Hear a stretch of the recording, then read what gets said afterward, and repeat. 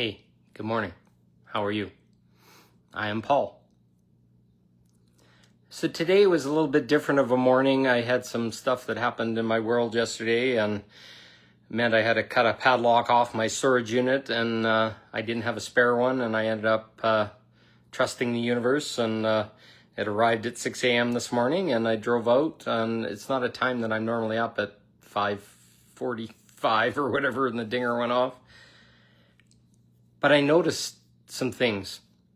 A beautiful quiet in the energy of the world where cars weren't racing around yet and everybody is in a big skerfuffle to get to work, which was very beautiful. And I could hear the birds chirping and the sun is up at that time. And I guess I kind of got out before the big rush of people at that time, and I finished what I needed to and put the locks on, and decided I'd go to Tim Hortons and get something for breakfast because I hadn't eaten breakfast yet, and went in, and it was the strangest thing. My PIN would not work for my debit card. Thankfully, I had it on my phone, so I just used that and it worked. And then the guy nudged up to me. He says, that pad never works. And I'm like, what do you mean? He says, yeah, all the time. Sometimes he says he presses the buttons and it gives like 8 digits for one button. So it wasn't actually me, it was the card reader. But why the staff wouldn't notice that, and why the staff would not replace the unit or whatever and cause this skerfuffle. But for me, that would be kind of fear. It's like, I can't get to my money now, and what's going on, and all this kind of stuff. And I'll verify my card works later today. I don't know what happens when you error out your PIN code 3 times. Maybe you're going to have to go back to the bank and reset it. I don't know. I hope it'll work.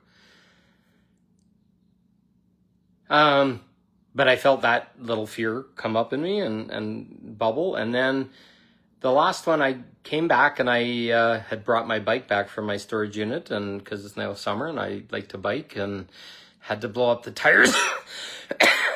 But I observed people in their rush off to work, and it was almost robotic is the way I saw the energy of the people that were doing it. And they had to hustle, and they had their coffee in their hand and their bags over their shoulder and all that kind of stuff. And I remember when that was me, until my Alexa is talking to me. Sorry. She can go away. So that used to be me. I'd wake up at 7:30 or whatever and have my breakfast, and then commute into work through all the traffic and all that kind of stuff. And there was a numbness that kind of crept back into me, just feeling that energy and how it was a program and it was a software, and I had to get to work to pay my bills, and I had to be a good employee so that I didn't get fired, and I had a job and I could survive, and it was a big survival program. And I could feel this in the people that I saw walking and racing off to work as I came back from being out that early in the morning. And I realized how much of a gift it was to me about 12, 15 years ago. The company I was working for, and I moved all the way up the chain and was in management and other things, a company called Nortel Networks, went bankrupt out from under me one day. And it left me in a free fall for a long period of time, but it gave me a lot of time to bike and meditate, and that was really when my awakening started. And then I started my own business, which had its own bullshit and pleasing people and other things, until COVID came along and it destroyed that too, because I wouldn't take the V, and I could see that. And I can see the gift the universe gave me for the last 10, 15 years of my life, being able to be in my own way and make my own money and not have to worry about those things. And it's a very different place. The calm that's returning to my nervous system. I no longer have to please angry clients and all their bullshit. And I was in IT, and I realized that people's marital problems and life problems and money issues and stuff like that would show up in their computer equipment, and then their computers wouldn't work, and then they'd be pissy, and they'd have more reason to be pissy.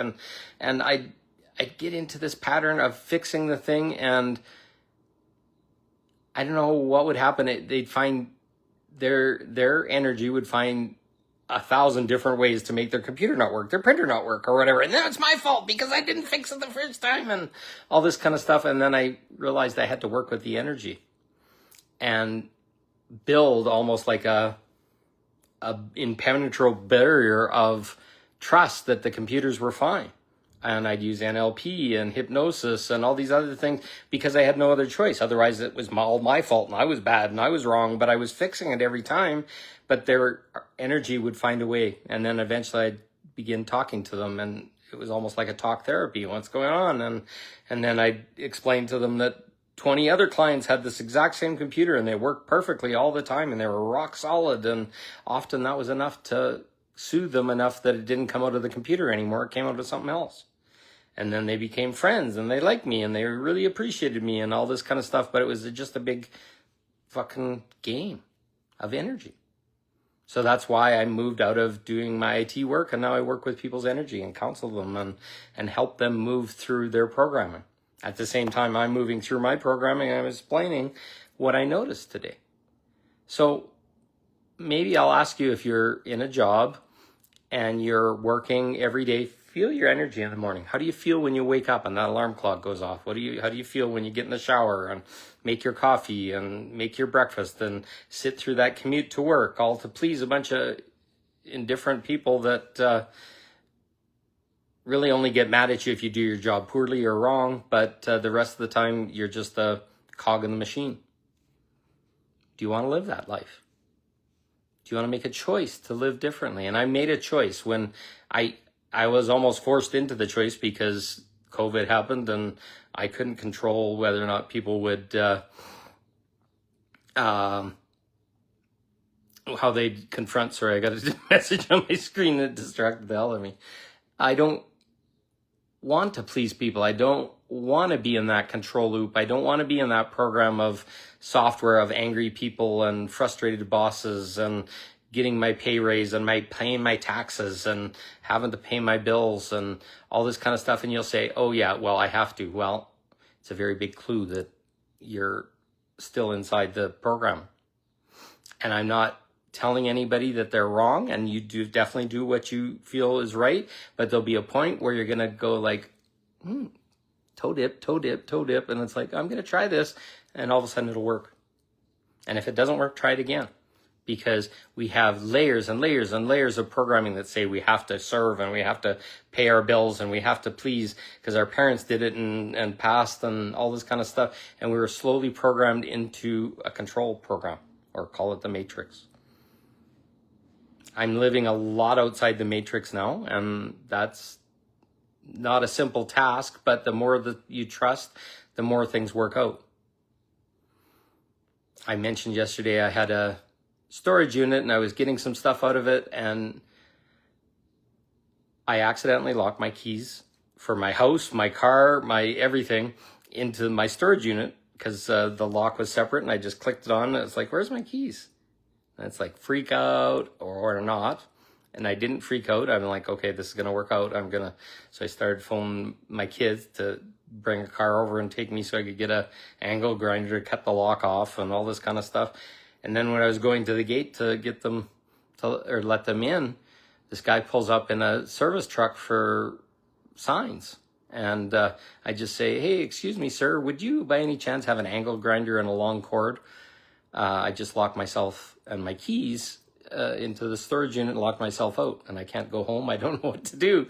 And he says, hey, sure, buddy. And he pulled in, and the angle grinder and the cord were sitting right at the back door of his thing, like the universe had prepared it. And I went over and cut it off. It took me 5 minutes, and I was saved by this beautiful man that allowed me to borrow that tool. And he wasn't even sure the angle grinder worked. But I thanked him profusely. I even offered to pay him for that. And he said, oh, no problem. I'm glad you're in. And that's the way my world is starting to work. Do you allow those kind of things to come into your world? Do you not trust people anymore because there's been angry people? And I've been there many times. The world shocked me into not believing that there's God or there's possibility. And and all these things, but there's a push right now. The universe is gently nudging us. And I could have freaked out and cried and screamed and yelled and like, what the fuck is wrong with you? And I wanted to do all those things, but it's an old program. I just let the program fall through me, and it's like, okay, those are feelings. That's my inner child and all this kind of stuff. And I just let it go, and I got calm, and I called my kids, and I know something was coming. And then this man showed up. What a gift. What a blessing. I'm so grateful. It could have been way worse. I could have had to go and buy all this equipment or rent it and all just to cut the lock off because I was distracted. And we're distracted all the time, and we make mistakes, and the less we beat ourselves up over them, the better. So that's another observation of the matrix. I have programs and software. The universe isn't doing anything to me, it's doing everything for me. And by seeing that and witnessing that, it created a burst of joy inside my heart and trust of the universe. How much do you trust the universe? How much do you trust that possibilities and things will work out for you? Change that. You have a choice. At one point you made a choice. Life was a living hell, and your partner was this, and your mom and dad were that, and all this kind of stuff, and you basically got small. I don't want to be small anymore. And I don't think you do either. So look at the programs that you're running every day. Do you go to work? Do you feel like a zombie and just doing the things and plotting and talking to the employees about what was on TV last night and all that kind of stuff that's Matrix program? Make a choice. Do something different. Go for a walk. See the birds. Get some sun on your face. Try it. Make a choice. Because the only one that's going to make the choice is you. That scary, stupidly simple. Sorry, that sounds bad, but that's how simple it is.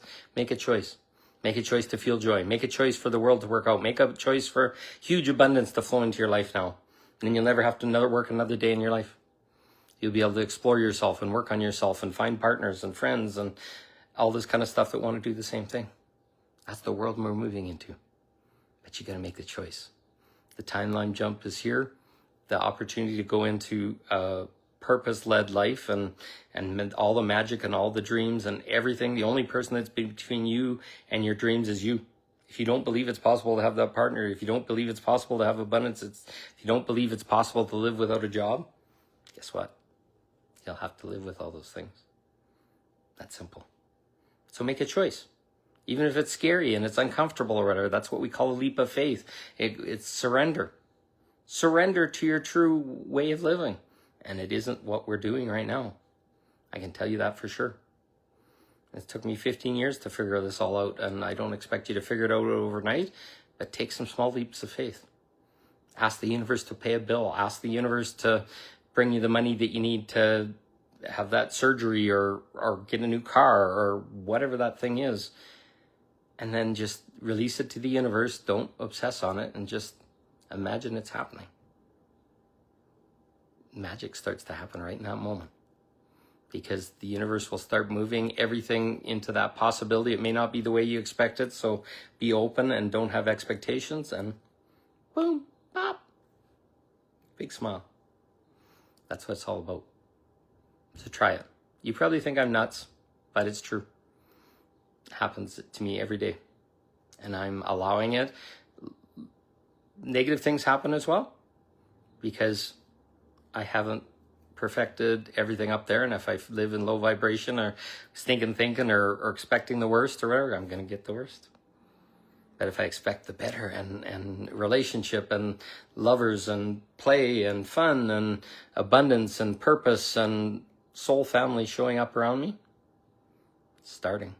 The momentum's rolling. I'm just allowing it. Are you? Try it. You'll be surprised. Watch this video again if it feels weird or uncomfortable. There's lots of codes in here. There's lots of awareness in here. And you have the choice.